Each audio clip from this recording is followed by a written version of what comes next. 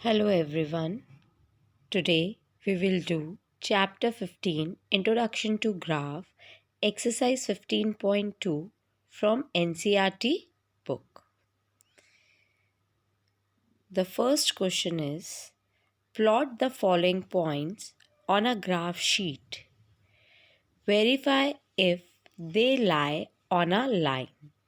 It means we have to plot the points on a graph sheet, and after that we have to tell they lie on a line or not. Line should be vertical, horizontal, diagonal, but it should be in a single line. So you can see the first part A. The A point coordinates are 4 0, B coordinate are 4 2, and C coordinates are 4 6, and D coordinates are 4 and 2.5. So first we have to put the coordinates on a graph sheet. The first point A 4 0, it means coordinates are 4 and 0, and first we have to put the x coordinate, that is 4, and y coordinate is 0. Let us see on a graph sheet. Yes, you can see this. X-axis will be a horizontal line and y-axis will be a vertical line. So you can see the first coordinate, that is 4 0. It means A is 4 0. First we have to plot 4 on x-axis and y. It lies on the x-axis. We will put. Next is 4 2. B coordinates are 4 and 2. So we can take 4 from x-axis and 2 from y-axis. That is the B point. The next is C. 4 6. 4 we can take from the x-axis and 6 we will take from the y-axis. That is the C. Same with the D. 4 from the x-axis and 2.5 from the y-axis. 2.5 lies between 2 and 3. So we can join all the coordinates points. Let's see, they lie on a line. Yes, it will make a vertical line. Yes, all the coordinate points lie on the single line. Next, with the B part, they have given points P, Q, R, S. The first point is P, coordinates are 1 1, Q coordinates are 2 2, and R coordinates are 3 3, and S coordinates are 4 4. So first we have to take 1 1, 1 from x-axis and 1 from y-axis. When we plotted all the points, if they form a line, yes, all the coordinates points lie on a single line. It will make a diagonal. So yes, all the coordinate points lie on a single line. For the next part, for the C part, they have given the points K 2 3. So for K 2 3, we can take 2 from x-axis and 3 from y-axis. That is the K. Next is L 5. L is 6 3. We can take 6 from the x-axis and 3 from the y-axis. Same with M 5 5. 5 from x-axis and 5 from y-axis. And next is N 2 5. X we can take 2 from x-axis and 5 from y-axis. They will not form a single line. When we join the coordinates, join the points, they will not form a single line. You can see on the graph. So we can say that no, the coordinate points do not lie on a single line. Next, question number 2. In question number 2, they said, draw the line passing through 2 3 and 3 2.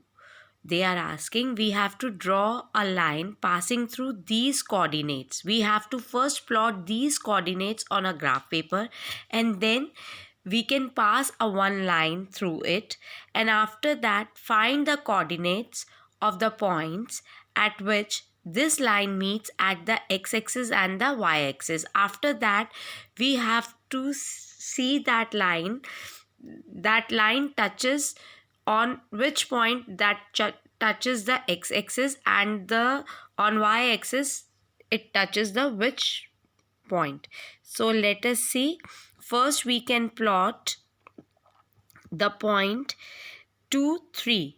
So we can take x from 2 from x-axis and 3 from y-axis. For next 3, 2, we can take x 3 from x-axis and 2 from y-axis. Always remember in your mind, when we are plotting the points, the first point we have to take from the x-axis and second from the y-axis.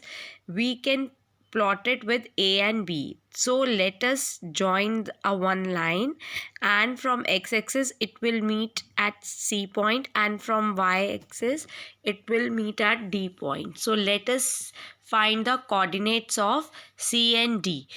So CD is the required line segment through the points A and B, which meets at x-axis at C 5, 0. Because 5, 0. Why it is 5, 0? Because on x-axis it's a 5 point and from y-axis it is 0.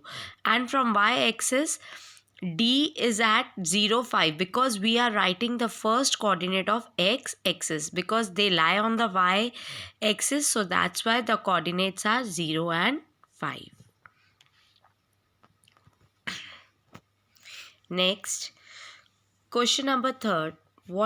Write the coordinates of the vertices of each of these adjoining figures. So what we have to do, we have to write the coordinates. Let's see the figure.